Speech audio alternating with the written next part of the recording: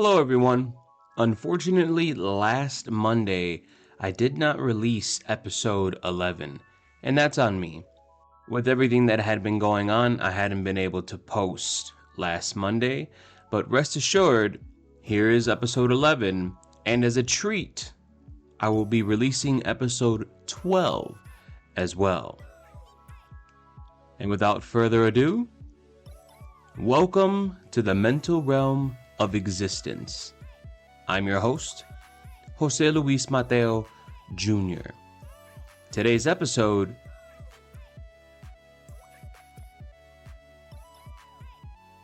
is it you you're looking for? Part 2.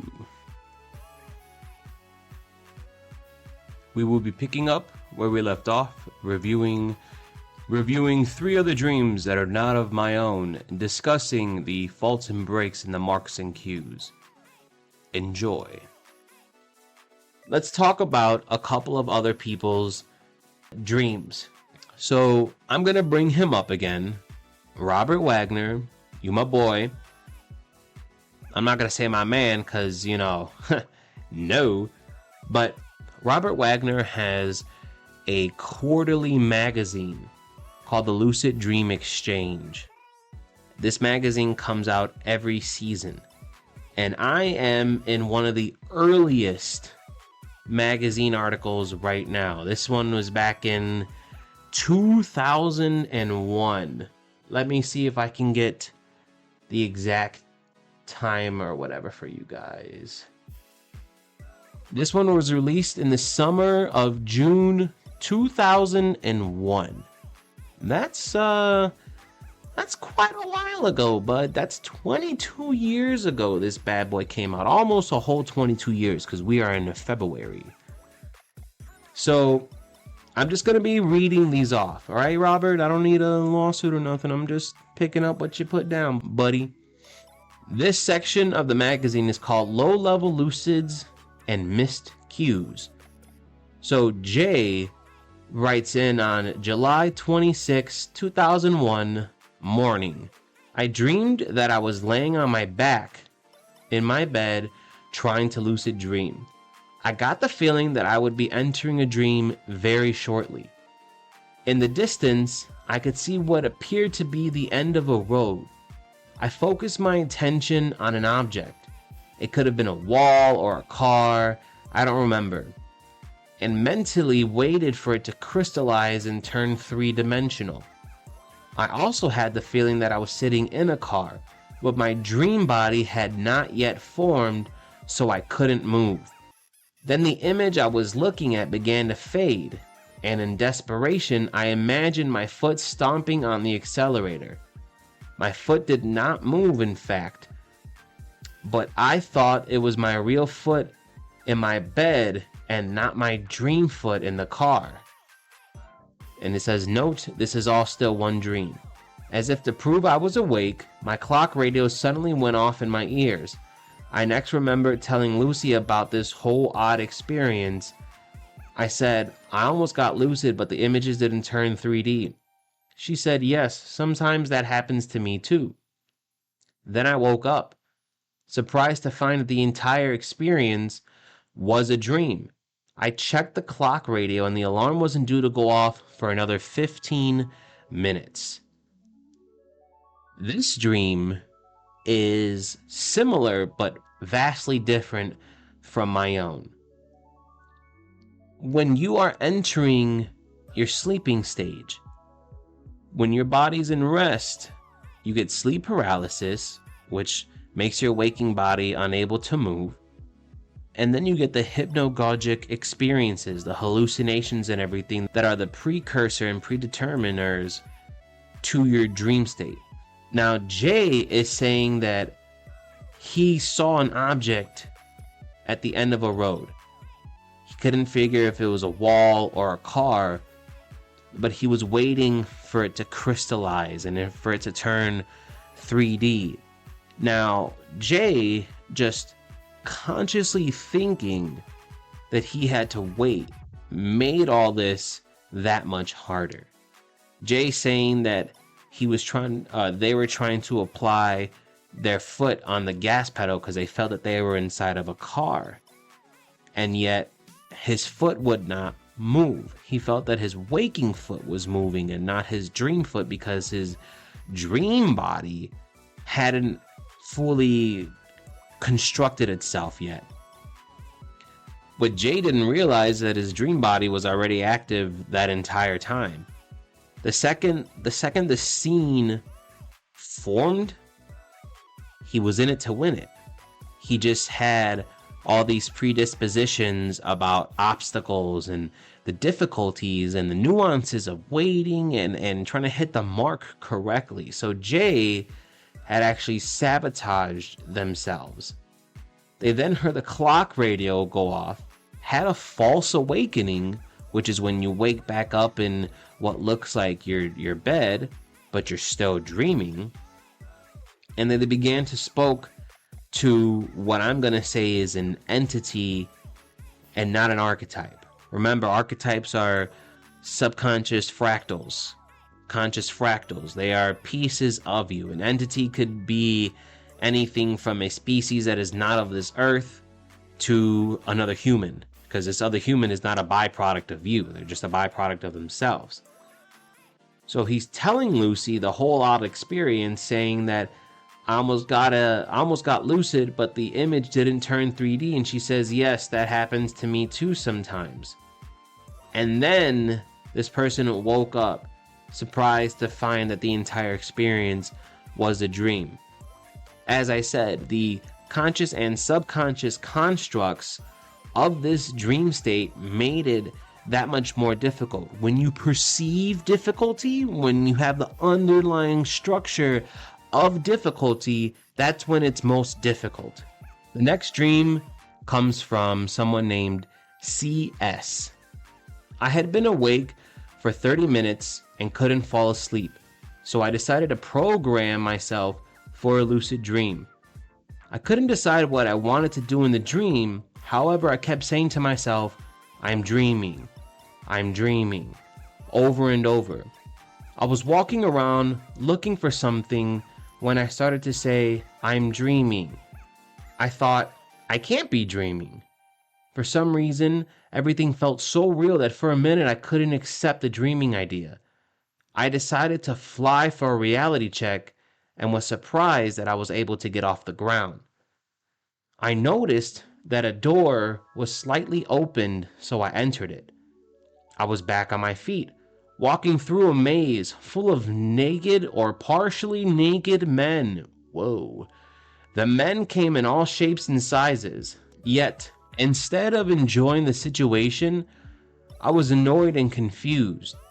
I felt I wanted to do something special in this dream, yet I couldn't remember or decide what I wanted to do.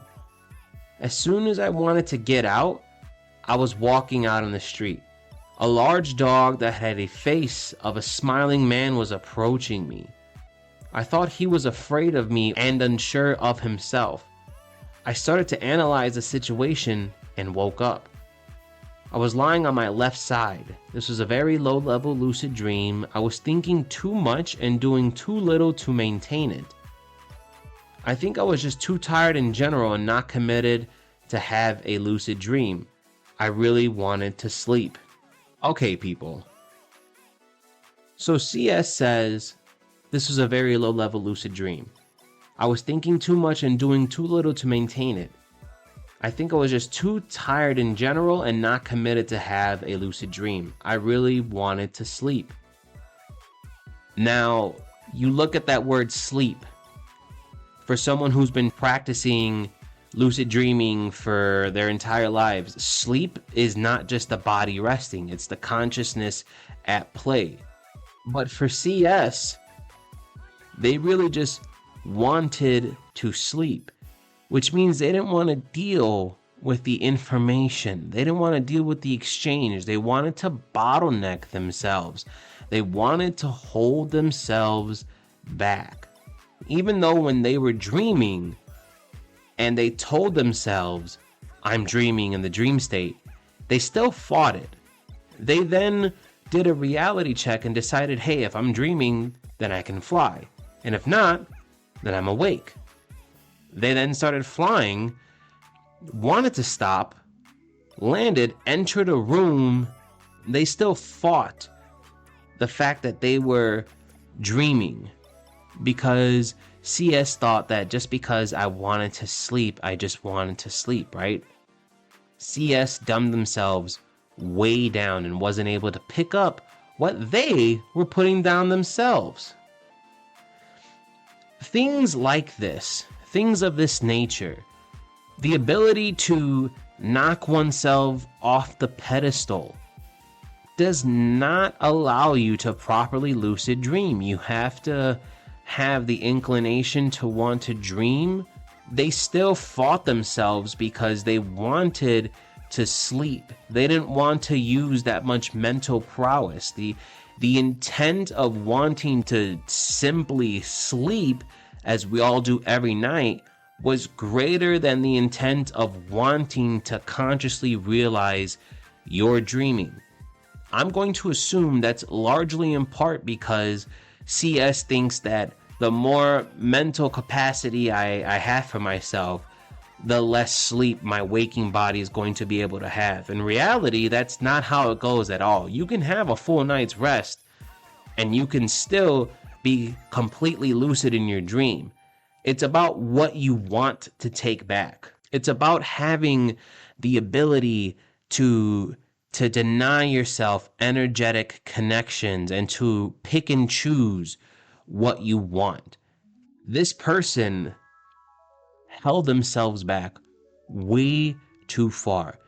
That's a reflection of what we do to ourselves all the time. Every single day we do this. Every single day we decide, the less I think, the better. But as I said, the common dreamer is similar to the 2-year-old. You can be lucid and wake up with a full night's sleep. You can be lucid and wake up with more energy than you actually have ever had. All right, we have one more dream for the day. It's by someone named Adastra. That's a cool name. Adastra writes that on Tuesday, May 22nd, 2001, at 8:22, the dream that they titled is called Reverse Leg. I am walking stiffly, looking down and notice that my right leg is on backwards. That should have been it. It is twisted around so that my knee and the foot is pointed behind me. First I tried turning it the right way, but then realized that I might be dreaming. Maybe do a states test. Then I'm back in bed, realizing that I'm still in a dream, but now think I'm aware of my sleeping body's real position. In fact, the environment was differed from my real-life bedroom. There was a cat in the room, and it was light there. Sorry, Adastra, your grammatical structures are blowing my mind right now. I lie there trying not to be distracted by the cat, trying to relax myself and let myself drift deeper into the dream again. I think I was seeing or feeling strange energy flows as I lay there.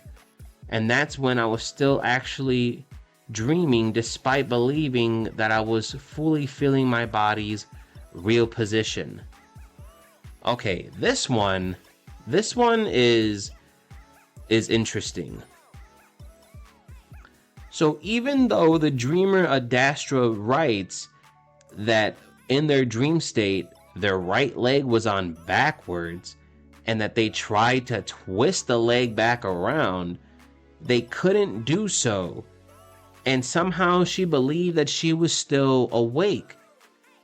She then had a false awakening where she woke back up in a bedroom that was not hers, but she believed it to be hers. And she was contemplating her body's sleeping position, knowing that it wasn't her actual body's sleeping position. The first clue should have been the fact that your foot, your leg, your knee was turned backwards. Unless you were born that way, what is keeping you thinking that this is plausible, that this is your waking state syndrome? It's the intent. It's the ability to think and to fight yourself and to logically question what is going on this entire time. Adastra fell prey to their own thought processes because Adastra was not fighting the current. They were in fact just going along with it. They were going with the flow, yo. So they weren't able to fully realize the problem at hand, the fact that they were actually dreaming, but they were looking for logical reasons to validate that they were dreaming. You don't need a logical reason to validate dreaming. If you recall that in one of my earliest episodes, I talk about how humans only use 10% of their conscious waking state to break down all the data that they go through. We use this 10% in our dreams to differentiate or to validate whatever's going on. Adastra saw that her leg was backwards and still thought to herself, well, I'm gonna need more clues and markers than this in order to realize that I'm dreaming. Then they woke up in a place that looks like their bedroom but isn't their bedroom. There was even a cat in there, and they still thought to themselves, well, I've never been in this bed before. And then before they could actually do anything about it, they woke up. To challenge your dream state is to challenge your waking state, and vice versa. The things that you do in your waking world will validate what happens in your dreams. No matter how far left everything is going, the fact that you use only 10% of your waking consciousness for everything that you do means that in your dream state, you use this 10%, but this 10% is so malleable that it's just a blade of grass in the wind, and the wind is the structure of the dream. The 90 that's not being used is trying to tell you things, and you're using your 10% to break it down. She wanted to dream that night, and she wanted to have a marker or a cue that would help her realize that she was dreaming. But the fact that she questioned herself so much that she wasn't even able to fully realize her lucidity is a great reflection of what she does in her life. I cannot personally make any further assumptions about Adastra's life because I don't know Adastra from here to the corner, but I can make enough of an assumption to say with confidence that they question themselves more than what they try to consciously realize about themselves. And as I already said, this is the Achilles heel of humanity. This is what we do in our dream state. This is something that we are all trying to avoid. And just hearing these dreams, just hearing my dreams and the other people's dreams, is going to allow you to subtly disrupt that dream state that you have. I really liked these set of dreams, and I liked how everything went out. I hope that you guys enjoyed this episode. This was a really fun episode because it's not just me showing you guys that I'm missing the mark. It's other people who are missing the mark. We're all missing the mark. Everybody's missing the mark. If we were Robin Hood shooting arrows, we're Robin Hood blind. And lifting the veil, learning how to gain the proper sight in your dream state is only as hard as you make it. You have thousands of occurrences that you go through yearly. You have tens of hundreds of occurrences you go through daily. And all these things are defined within your 2/3. In your dream state, you don't really think about sleeping other than the fact of its simplicity and the quality of sleep that you want for the night. Oh man, I just want to get home. I want to shut down. I just want to rest. And in the same way that it is hard for you to understand what's going on when you have your cell phone in your face and you have your TV going on and you're cooking food at the same time while you're trying to clean your bedroom, Like that's not showcasing multitasking. That is you stripping yourself from the consciousness that you have. The little 10% that you have is so busy doing all these things that you don't really realize the gravitas of what you're doing, and that reflects itself in your dream state.